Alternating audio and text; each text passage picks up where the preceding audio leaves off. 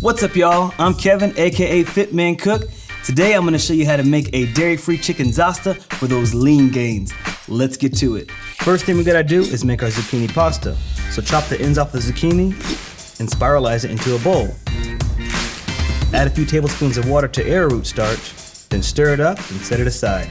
Slice chicken breast into cubes, then spray a nonstick skillet with olive oil, then add in the chicken.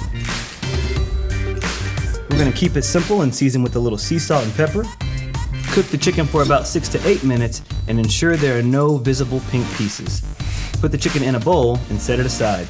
Spray a nonstick skillet with olive oil, then add garlic, red onions, rosemary, and oregano. Cook until the onions are brown and be careful not to burn the garlic. Pour in coconut cream and bring it to a simmer. After about 2 minutes, add in the arrowroot starch and stir it up. As the sauce thickens, add a few tablespoons of chicken broth. Then toss in zucchini pasta. Move the skillet around to coat the pasta, then add in the cooked chicken breast. Garnish with parsley and season to taste with sea salt and pepper. Here's the macro breakdown.